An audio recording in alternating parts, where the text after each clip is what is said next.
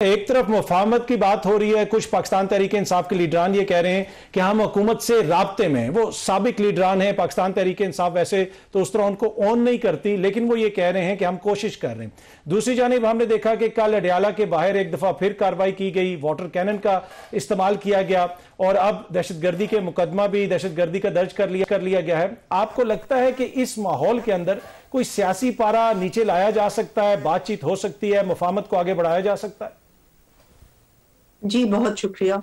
देखिए, ये तो इनकी हिस्ट्री रही है पीटीआई वालों की कि इन्होंने हमेशा से एक ही बात तसलसल के साथ की है।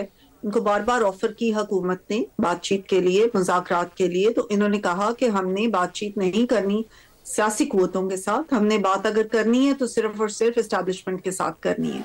क्योंकि इनको अपना 2018 वाला आरटीएस ज़्यादा वक्त बहुत ज्यादा याद आता है और इनको दोबारा ये बहुत ज्यादा इनकी ख्वाहिश है और इनके साबका चेयरमैन की कि किसी ना किसी तरह एक और आरटीएस आए, एक और उनको आरटीएस बिठा के इनको चंद सीटों वाली हुकूमत को दे दी जाए, प्राइम मिनिस्टर बना दिया जाए और ये उसी तरह से मुल्क को तबाह करने के अपने प्लान के ऊपर दोबारा से जुट जाए।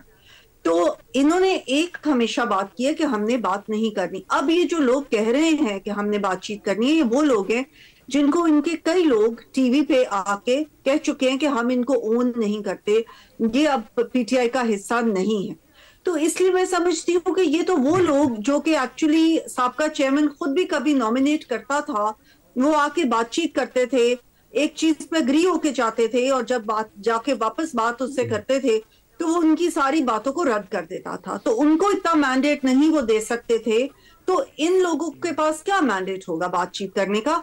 एक्चुअली तो बात ये है कि पीटीआई इज अ कल्ट। इसका एक वो साबका चेयरमैन का इस वक्त एक सिर्फ मौकफ है कि उसको जेल से किसी ना किसी तरह रिहाई मिल जाए और इसके अलावा उनका कोई मौकफ नहीं है। अगर पाकिस्तान की बेहतरी मौकफ होता, अगर सियासत मौकफ होता, अगर जमहूरियत मौकफ होता तो वो बातचीत करते, लेकिन उनका ये मौकफ नहीं है। बिल्कुल साहब को शामिल करना चाहता हूं। डॉक्टर साहब, कल रात को जो वहां पे कार्रवाई की गई और उसके बाद वाटर कैनन का इस्तेमाल की इंटरनेशनल सतह पे खबर भी बनी, हाल ही में अक़वाम मुत्तहिदा के एक मंदूब का या नुमाइंदा कह लें, उसका बयान आया कि खान साहब को जिन कंडीशंस में रखा गया है वो मुनासिब नहीं है और इसके अलावा एमनेस्टी इंटरनेशनल ने भी आज बयान दिया। आपको नहीं लगता कि कहीं ना कहीं कुछ थोड़ा बहुत मसला है, हुकूमत को भी थोड़े से मामलात को बेहतर तरीके से लेके चलना चाहिए? देखिए, पीटीआई ने बहुत देर से एक प्रोपेगेंडा फेक न्यूज की फैक्ट्रीज खोली हुई हैं।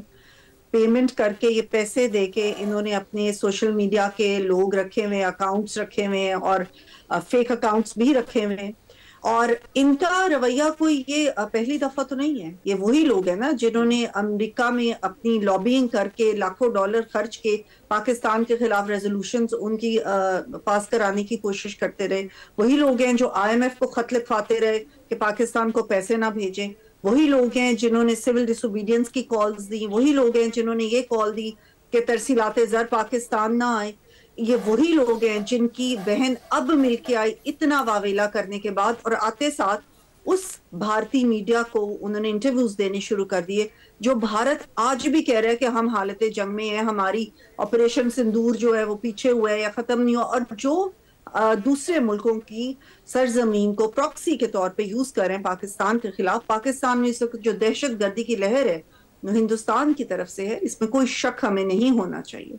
ये वही इंडियन मीडिया जिसने अभी कल जो ऑस्ट्रेलिया में वाकया हुआ उसके बाद किस तरीके से उन्होंने एक मुनज़्ज़म वो चलाई मुहिम कि पाकिस्तान को। डॉक्टर साहब, आपको लगता है कि पीटीआई और भारत का गठजोड़ है? आपको पीटीआई और भारत का गठजोड़ नजर आता है इसमें?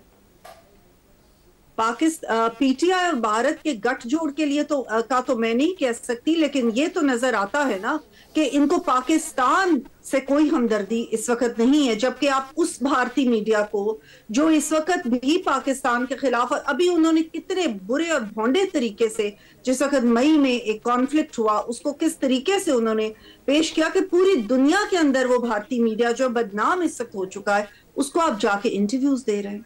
क्यों? आखिर क्यों? इसलिए कि आप पाकिस्तान की जड़ें खोखली करने की कोशिश कर रहे हैं। क्या ये वजह है? ये तो इनसे पूछना चाहिए ना कि ये अपनी ही अफवाज को अपने सोशल मीडिया के ऊपर बदनाम करने की क्यों कोशिश कर रहे हैं? अपने उस ही सिपह सालार को जिसने अभी सऊदी अरेबिया के साथ भी पैक्ट किया, जिसने भारत के दाम इकट्ठे किए, उसको आप अपने सोशल मीडिया के ऊपर बदनाम करने की क्यों कोशिश कर रहे हैं?